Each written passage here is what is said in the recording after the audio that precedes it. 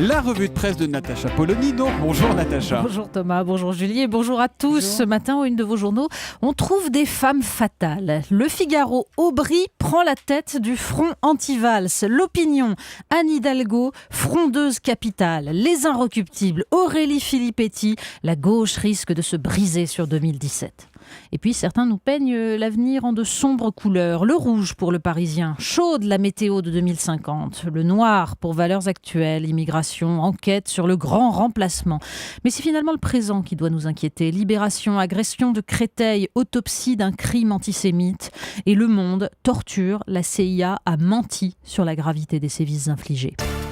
Eh bien, on commence par ça, justement, les tortures de la CIA aux Mais États-Unis. oui, parce que c'est aussi la une de la Croix ce matin. Contre la torture, l'inlassable combat. Et partout, cette couleur orange, celle de la tenue des prisonniers dans les bases américaines transformées en zone de non-droit.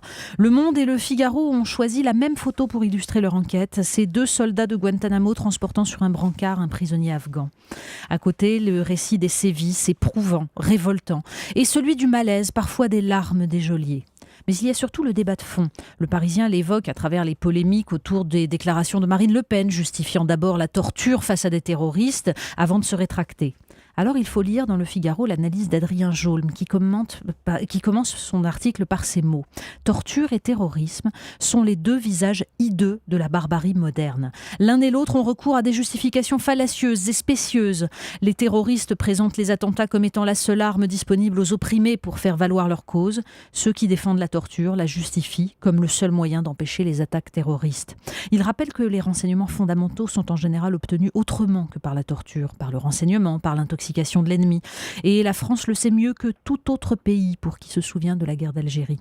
Il montre surtout que la grandeur de l'Occident est de respecter la dignité et l'intégrité de tout homme, même s'il s'est comporté comme le pire des barbares. Un autre calvaire, celui vécu par des femmes dans une autre région du monde. Mais oui, parce que la barbarie est présente dans la presse ce matin et notamment dans cette page du Figaro qui raconte le calvaire des femmes yazidis réduites à l'état d'esclaves sexuels par les djihadistes de l'État islamiste.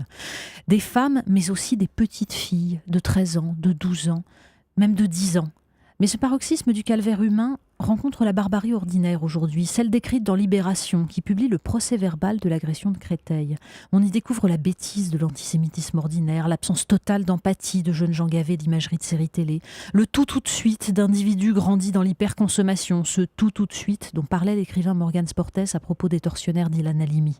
Et le calvaire et l'angoisse d'une jeune fille de 19 ans qui sent son agresseur poser les mains sur elle, parce qu'aux femmes s'ajoute cette torture-là.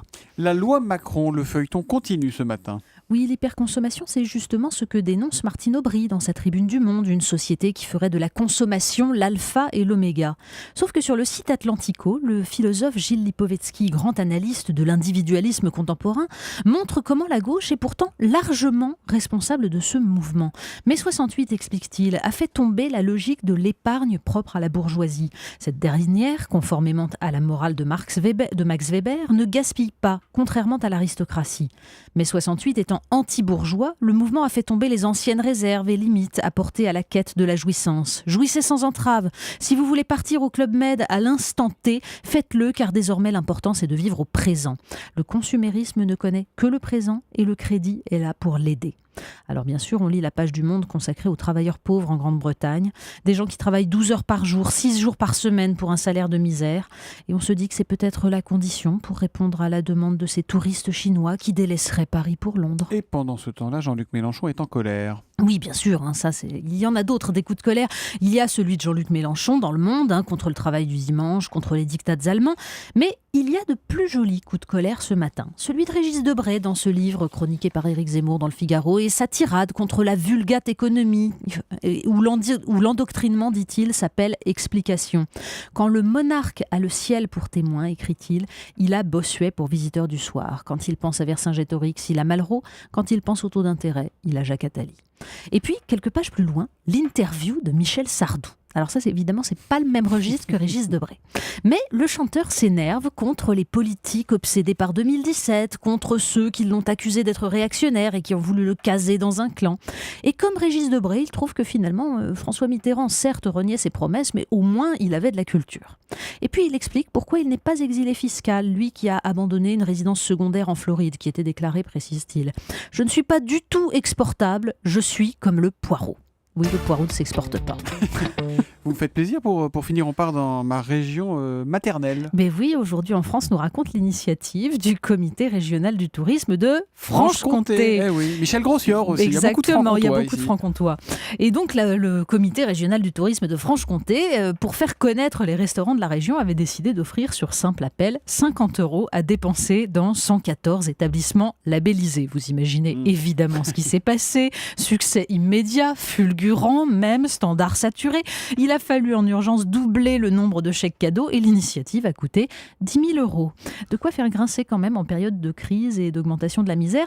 Ne réduisons pas l'existence à la consommation, dit Martine Aubry dans Le Monde. Bah oui, mais quand en plus c'est avec l'argent public, c'est tellement tentant et c'est pas Martine Aubry qui dira le contraire. La revue de presse de Natacha Polony tous les matins à 8h30 sur Europe 1. Demain matin, À demain. Natacha.